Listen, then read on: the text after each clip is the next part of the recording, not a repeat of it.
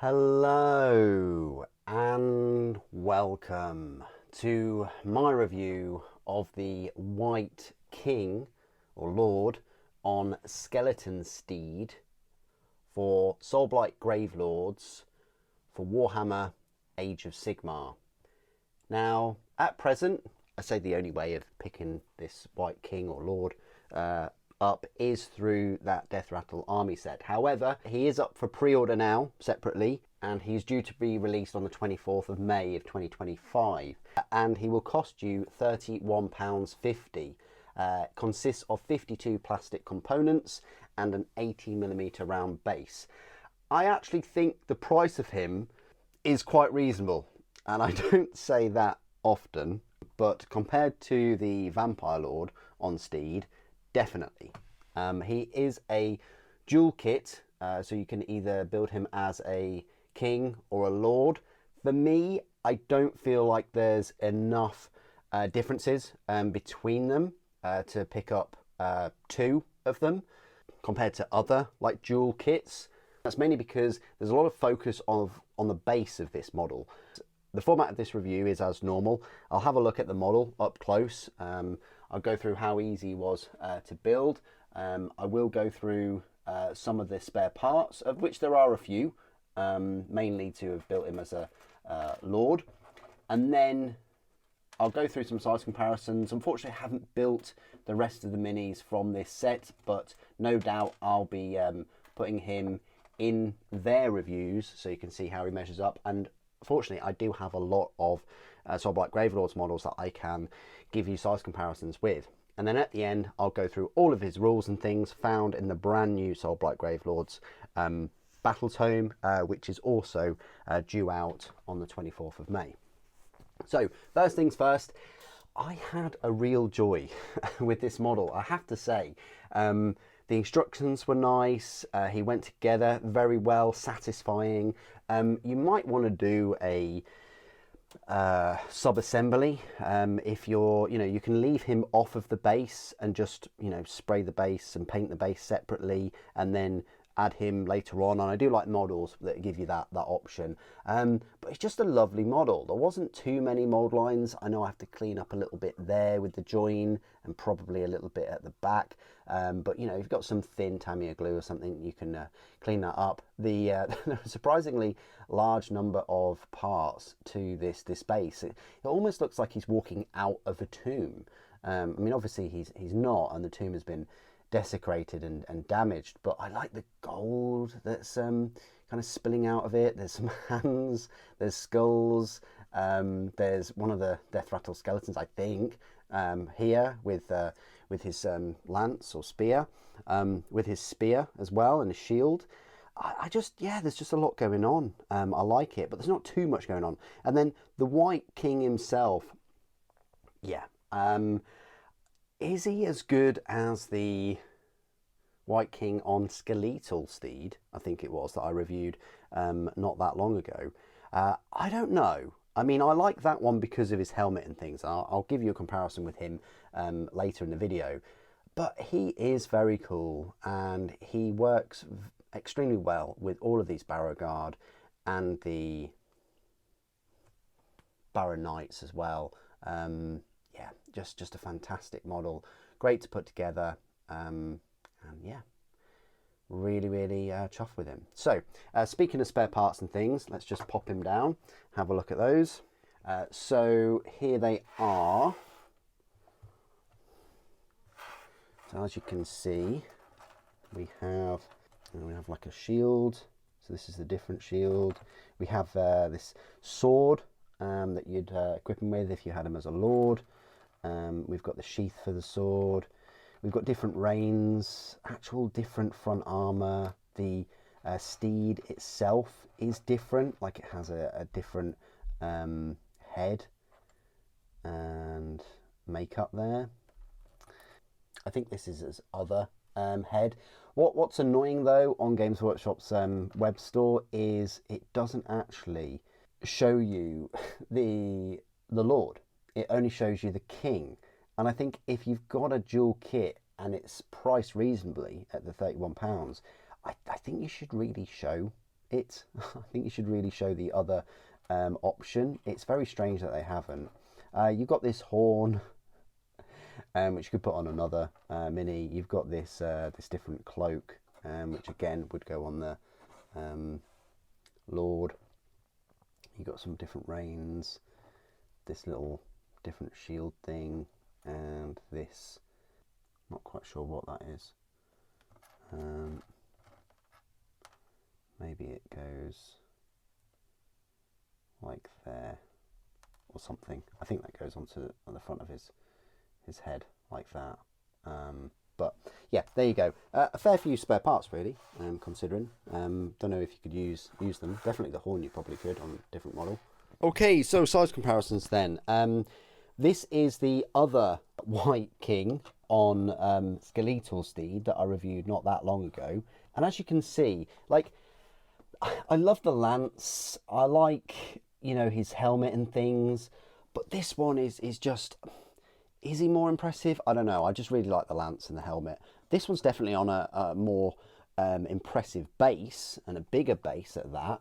But I think they still work. You know, you could have this Wight King, Wight Lord, as a Lord now. If you've already got him. You don't have to have him as the King. You can have him as the Lord, and you can have him with your Barrow Knights. You know, this one is, I say, taller. Not overall, you know, because of the lance, but definitely he's on this bigger base, and he's got more of a presence. That's where he measures up to the previous one, which was the new mini of the sort of Start Collecting box set.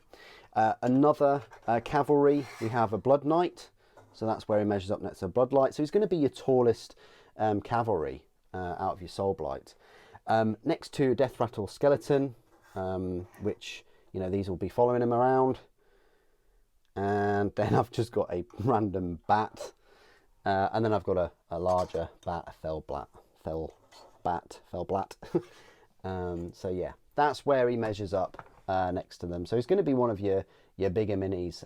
I can't compare him to the, you know, Prince Fordai or whatever, any of the other bigger Soulblight models. I would like to get the dragon at some point, but we'll see if I can get my hands on him. Last comparison I like to make is just with the usual minis. So I have Space Marine, Slime Marbo, and a Primaris. So hopefully you can see those. Yeah, he's way bigger than all of those. Quite a bit of a centerpiece model really. Okay, so this is my part of the video where I will go through all of the rules for the Wight King for Soulblight Gravelords. They've got this odd system now where you go on a QR code and try and find the points. The QR code in the back of the Battle Tome just sends you to Warhammer Community list of Battle Tomes, so it doesn't even send you directly to the you know, Soulblight Gravelords one. You then have to search for it, so there's no different than really just loading up the community website itself and trying to find it manually. And yeah, the search engine isn't the best on their site.